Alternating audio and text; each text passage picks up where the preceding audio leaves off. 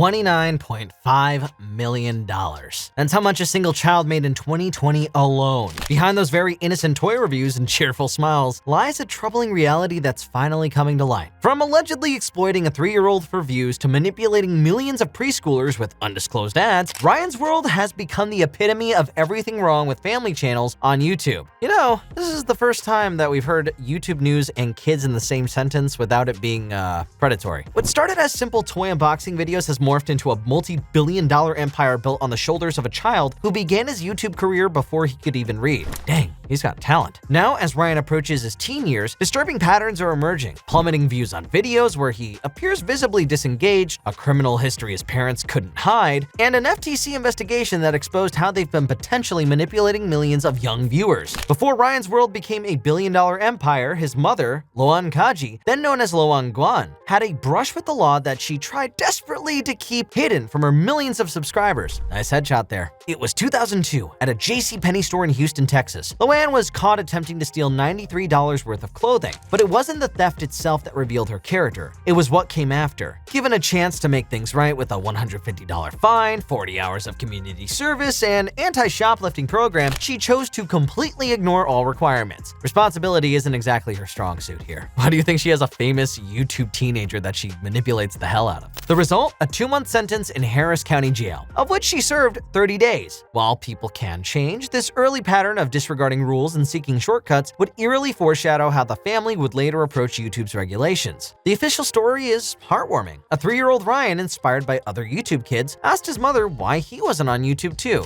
What was special is that he wanted his own YouTube channel, his mother claims in interviews, but watching those early videos tells a different story. We see a pattern emerging. Toys used as incentives, carefully orchestrated reactions, and a gradual transformation from genuine play to orchestrated performance. They just ended up making a real-life Pinocchio instead. It all started in 2015 when their son was just 3 years old. CHn&x Kaji worked as a structural engineer, making around $100,000 a year, while Loan Kaji earned a modest teacher salary. But everything changed when they noticed their toddler's first videos gaining traction. About 100K. 100K. Yeah, more or less, yeah. I was on a teacher salary, so you guys all know what that's like. The timeline here is crucial. Within just 1 year of starting the channel, both parents abandoned their professional careers to focus entirely on monetizing their 3-year-old son. But this wasn't a reckless gamble. It was a calculated business move. Their first viral hit, a video of Ryan opening a giant egg filled with Disney Cars toys, had already racked up billions of views. The parents saw something most others missed: the untapped potential of child-led content in the growing YouTube economy.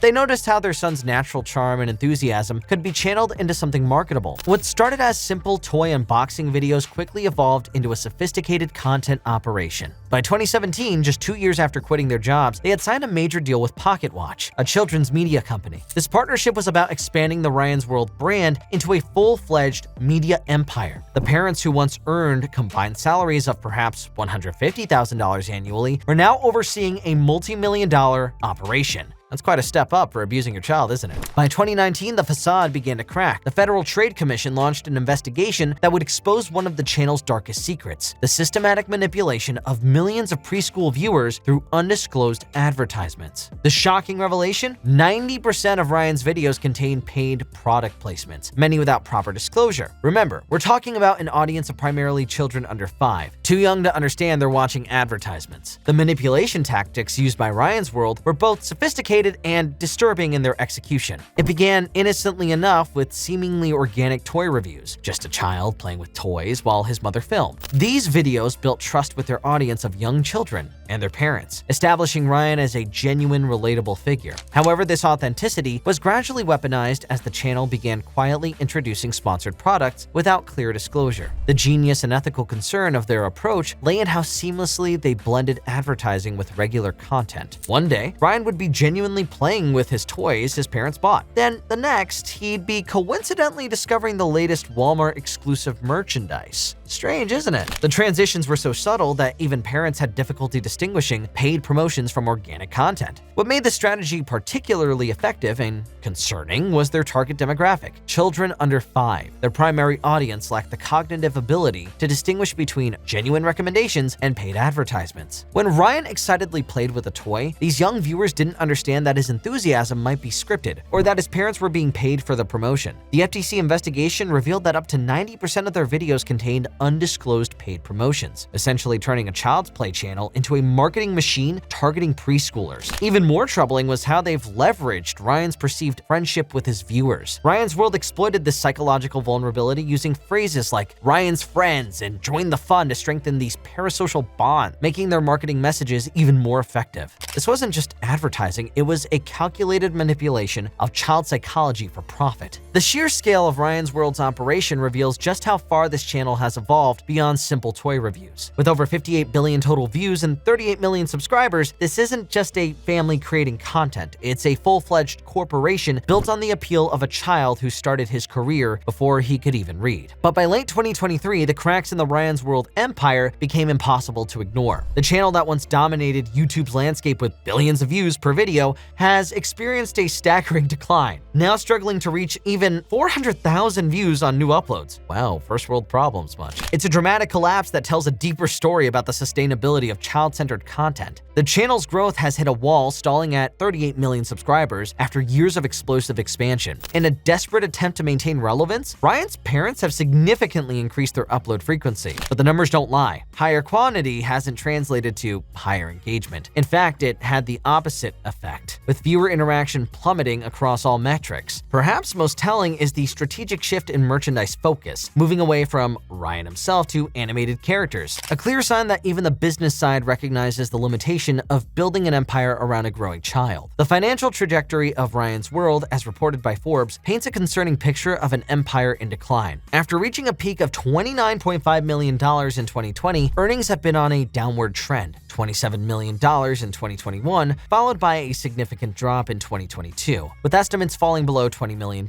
This decline might be manageable for a typical YouTube channel, but Ryan's World is far from typical. Yeah, for the production side, we own the studio in Houston.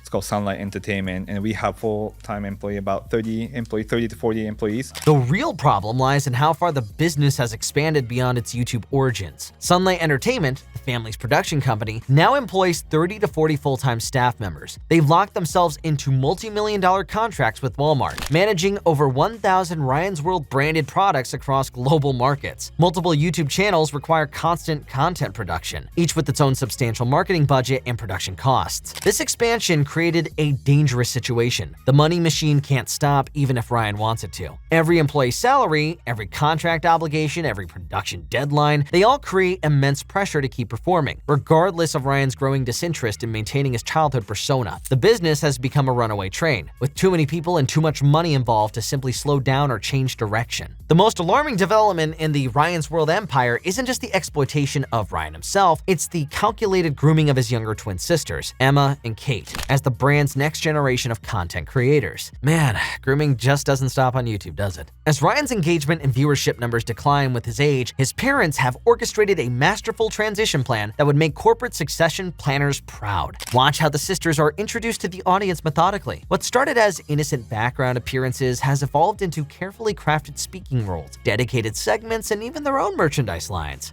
Kinda sneaky, but we see what you're doing here, Loanne. The twins, at just 5 years old, are already being molded to mirror Ryan's early success formula. Their appearances and videos follow a familiar pattern: exaggerated enthusiasm, scripted reactions, and the same marketable personality traits that made their brother a sensation. The parents aren't even subtle about this transition anymore. They openly discuss new channels and expanding the brand in interviews, treating their children like product lines in need of diversification. You know, as they say, those who don't learn from history are doomed to repeat it.